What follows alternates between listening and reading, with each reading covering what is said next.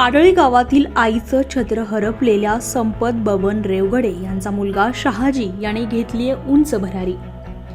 केवळ 15 महिन्यांचं लेकरू असताना आईला स्वर्गवास झाला। तेव्हापासून आई या नावापासून दूर होऊन अनाथ झाला। या मुलाला वडील तसेच त्याचे काका काकू यांनी लहानाचं मोठं केलं। हे पहिल्यापासूनच शेती व्यवसाय करत होते। जसं जसा मुलगा मोठा होत गेला तसा तसा तो शेतीमध्ये राबून का होईना अभ्यास करत शिक्षण घेत राहिला। त्याचं पहिल्यापासून एकच ध्येय होतं की कुठेतरी शासकीय अधिकारी म्हणून कार्यरत व्हायचं। यासाठी त्याने आज अनेक प्रयत्न केले, परंतु त्याला यश आलं नाही। म्हणतात ना, भगवान के घर देर है लेकिन अंधेर नहीं। आणि आज ही म्हण सुद्धा या मुलानं खरी ठरवली आहे।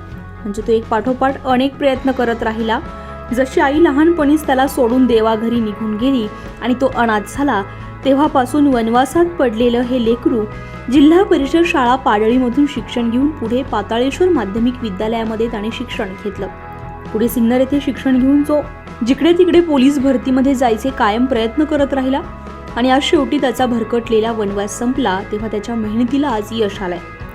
तसेच आज जिल्हा परिषद प्राथमिक शाळा पाडळी येथे शहाजी रेवगडे तसेच लवंकुश यांचा देखील सत्कार करण्यात आला। तेव्हा उपस्थित पाडळी गावातील सरपंच, ग्रामपंचायत सदस्य, गावकरी, तरुण मंडळी, मुलांचे पालक उपस्थित होते। शाळेतील शिक्षकांनी चांगले मार्गदर्शन केले आणि सर्व उपस्थित असलेले गावकरी मंडळींनी आपले 2 शब्दात मनोगत व्यक्त करत त्यांना पुढच्या वाटचालीसाठी शुभेच्छा दिल्या।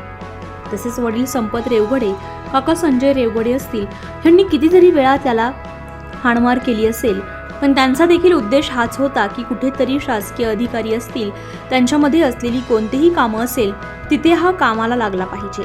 आणि आज खरंच तो SRPF पोलीसपदी निवड झाली असं समजता संपूर्ण पाडळी गावात आनंद गगनात मावेनासा झाला।